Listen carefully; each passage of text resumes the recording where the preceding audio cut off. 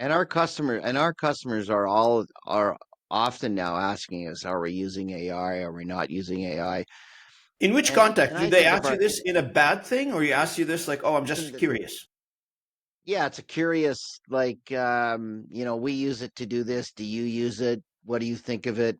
Our opinions of it. It comes off. Those questions come off, and I think the wrong answer is no. We don't use AI. It's not helpful. That's not the right answer. The right answer is, Who is of not using course, we AI? use Everybody's using AI. AI now. Yeah, yeah, and of course we'll use AI if it brings value to you. And you pay us to handle your recruitment assignments. So you pay us to know what's the best way to do that. And we're literally learning every day.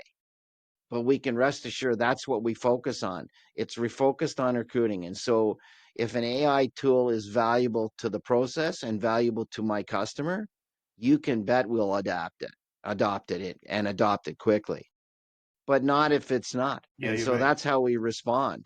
We're testing all the time. And by the way, if we find a different applicant tracking system, a different calendaring system, a different texting tool, a different, any piece of our software is continually being evaluated, just Hmm. like AI is. Yeah, yeah.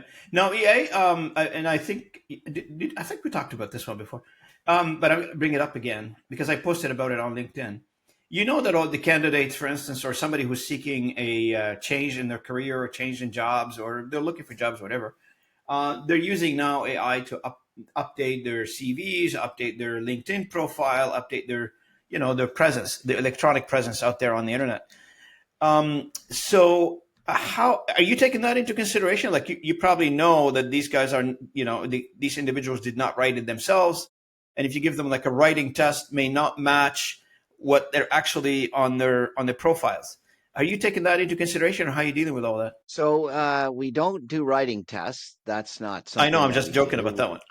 Yeah, no, but no, we do technical tests, and we have a piece of software that actually does technical testing for our customers. So we have tools that test candidates. We do, but that you bring up an interesting point there. Like, the number of times I talk to people that say, I've applied to 50 jobs and I haven't found a job, and I think there's no uh there's no way that, as I described it, I think in our last podcast, swiping right and swiping left on job profiles. And, you know, if I'm talking to someone and I'm suggesting, ways they could find a new job, a new career, I would never suggest, okay, use a tool to write your resume. Use a tool that uh, goes to the corporate website, picks out keywords and puts it in your resume, and then swipe right and send the resume to the customer or the candidate.